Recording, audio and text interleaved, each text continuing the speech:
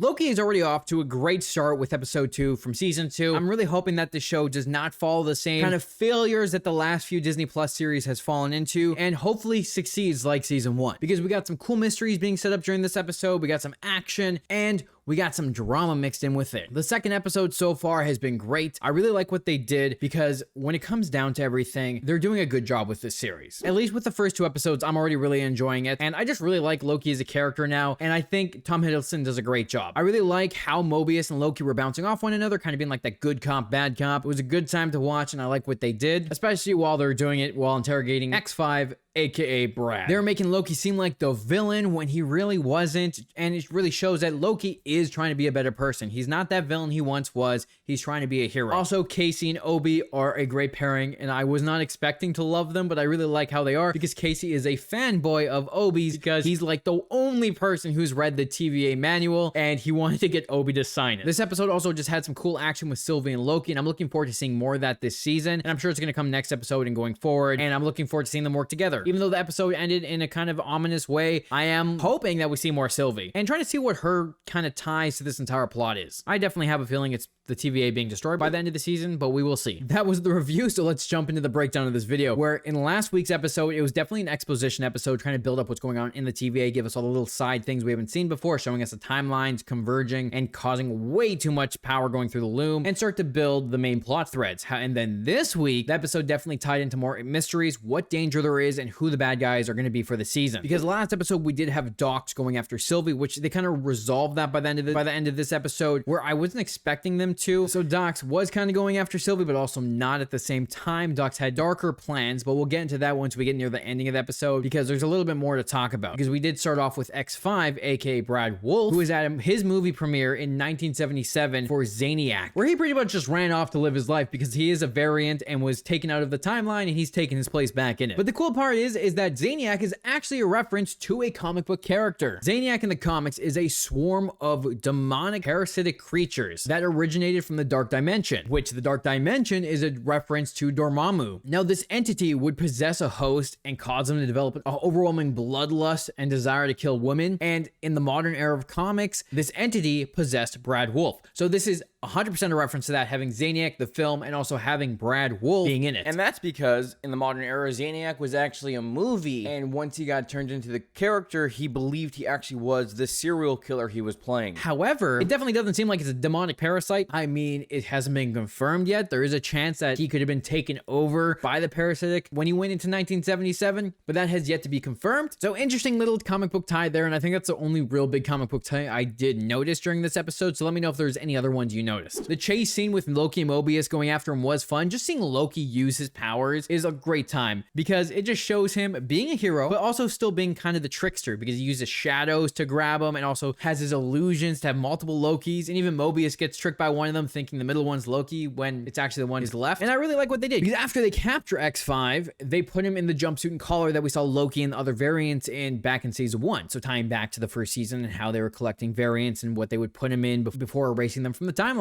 And this really set up some really great moments with Loki as well. This whole section of the episode with Loki, Mobius, and X5 was really great, because it was kept showing that Loki is not the same villain he once was. He's actually trying to be better, because Brad kept poking at him saying, "You're just a villain. You're a bad guy." Every time a Loki variant does anything, they just make everything worse, showing that Lokis are never good. But at the same time, they were definitely mistreated and kind of pushed into that villainy role rather than letting them be what they want to be, because sometimes they aren't complete villains, but they do bad stuff, but they're always treated like scum. It's kind of funny that Loki wasn't the one that snapped to him, but it was Mobius after X5, aka Brad. I'm gonna keep calling him Brad actually for going forward, after Brad calls him Nowhere Man, because Brad actually went back into the timeline to retake his own life, but Mobius is okay with saying the TVA. And I love how they dove deep into that as well, because it shows that Mobius is in somewhat denial. He doesn't want to find out what his life could have been, because what if it was good? What if he lost out on this amazing life that he could have had? He'd rather live in this TVA, because that is his life. He'd rather not know what could have been and just live in the moment, because now he has his own life now. And it would be better if his life would have been worse, because then it means when he went to the TVA, that means it was good. So kind of just showing where he is, and he's definitely in denial about it. But I did like how Loki and Mobius were kind of talking all casually about how Loki just told him the plot of the Avengers movie, stealing the Tesseract, having an invasion, messing with Tony Stark, just all these big things, and how it wasn't tactical, and he was just letting his emotions get the better of him. I just like how they were talking about this as this was just a casual thing. Nothing big, just super casual. And then when they go back to torture Brad, that was also a great moment because Loki leaned into the whole idea of him still being a villain,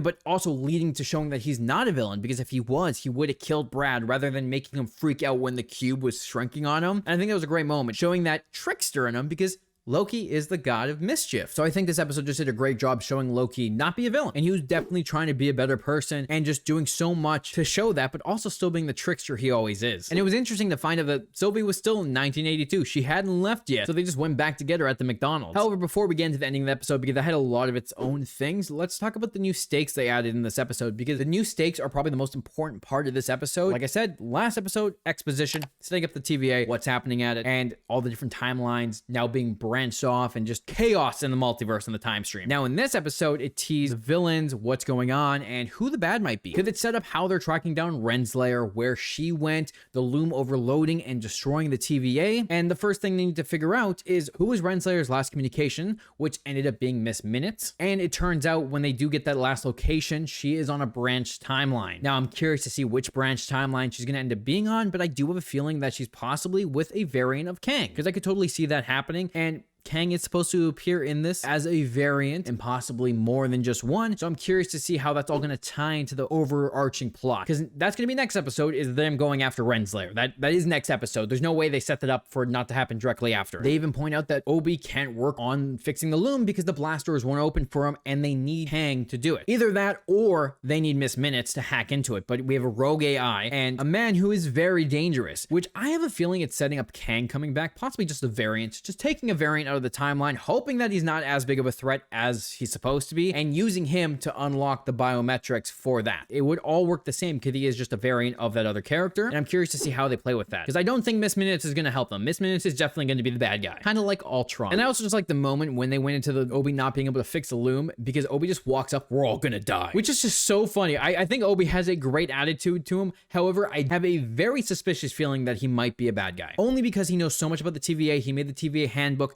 yet he's the only one without his memories wiped. Everyone else does. So wouldn't he find it kind of suspicious that the other TVA guys don't remember him? Why doesn't anyone ever go down to him? Like, it just raises a lot of questions for what's really going on with his character. He might seem innocent and a good person, but deep down he might be secretly evil. And I have a feeling that's what's going to happen. That's my theory. Let me know if you agree. Let's talk about finding Sylvie and that ending, because that has had a fun moments in itself, and also just good moments between characters and a cool action scene. First of all, not expecting them to find Sylvie that quickly. I was expecting it to at least last one more episode, but setting up big reveals this episode to lead into that. But it was fun for them to just go back to 1982 and Sylvie's just working at McDonald's. I thought that was just a gimmick. I didn't think that was an actual thing in the show. I thought that was just an ad they made for the show, but no, she's actually working at McDonald's, which I think is kind of funny. But having Sylvie and Loki finally talk was interesting, because Loki's just like, I need it. What's going on? Like, why were you in the future in the TVA? And that's the thing I don't understand. Even though Loki is telling her about being pulled through time and that he saw her in the future, how would she know why she was in the TVA? Because between the points in time that she gets to that future and where they are now, things could change to lead her up there. It's not exactly the same. I think in that moment, Loki was just hoping that Sylvie had a plan to go to the TVA and that was why she was there. But I feel like there's definitely a lot of things to happen for that to come true. And it's also interesting to see that Loki needs her help to protect the TVA, because he thinks it's the only line of defense against all the Kangs, which I definitely do not think is true. I think the TVA is going to get destroyed this season. It's definitely going to get destroyed this season. And I thought it was pretty interesting to see too, while this is all going on, that Brad was being super sus the entire time, and I knew something bad was going to happen. And of course, it's a setup for Doc's destroying all the branch timelines by bombing it. It also just explains why she had so much gear, and it wasn't just to take down Sylvie, it was to take down all the branch timelines. And I love how it was Sylvie the one that's able to read his mind just instantly. Okay, yeah, we gotta stop. But that did lead into a cool fight, showing Loki and Sylvie using their powers, having just a fun fight scene. Like, it wasn't anything epic, but it was cool just to watch them try to stop everything. Loki literally prunes a guy, and just seeing Mobius, Loki, and Sylvie in action. But some of the loyalists did escape, so it means we definitely have that threat as well still out there, who could possibly come back to the TVA, steal some more gear, and prune more things. So there's definitely a lot of stuff happening, but in this episode, it also led into a very depressing moment where the whole team sees billions millions of lives being lost because the timelines were pruned, showing Dox as a terrible person. She was still in the TVA mindset of destroying the timelines. That's all she's known. Instead of trying to move past it and save people's lives, she's like, no, prune. Sacred timeline, we gotta protect it. So showing that not all the TVA is on board with this, so there's possibly going to be more mutiny in it and trying to prune the timelines, especially when the branches start to come out more again and the TVA is in danger of being destroyed. But I do wonder how fast those branch timelines are going to pick up, because it's the timeline, you destroyed some and then they come up right after, so something's going to happen and they're just going to come right back, because the only way to stop them from doing that is to constantly destroy them. So interesting that they had this plan to bomb them all and they didn't think they were going to get stopped, but all those branch timelines have now been destroyed. And I wonder if that will tie into anything else with these timelines being destroyed, because like Deadpool is supposed to take place in the multiverse and possibly have the TVA in it. At least that's what's been rumored. So maybe he will be escaping a timeline that's being bombed. And then when Sylvie leaves the TVA, because she sees it as rotten and corrupt, she sees the TVA as a failure. It's not something that's going to be helped, which is why I could see her in the future not trying to save it, but going back to the TVA to save Loki so that the TVA can be destroyed. Because I definitely have a feeling that by the end of the series, the TVA will get destroyed. It'll be gone. I think that's the only way this season can go, is the TVA being destroyed, because there are definitely things they could do to protect the timeline, but I don't know if this show can continue on for multiple seasons after this one. So I'm curious to see what they end up doing with the TVA for sure. Let me know, what did you think of this episode? Do you have any theories about going forward? Do you think the TVA is going to get destroyed? I feel like there's so many possibilities with the show, and I really hope it continues to be good rather than having that messy middle and then decent ending. So with that, if you like this video and you like my breakdown, make sure to hit the like button and subscribe button to stay up to date with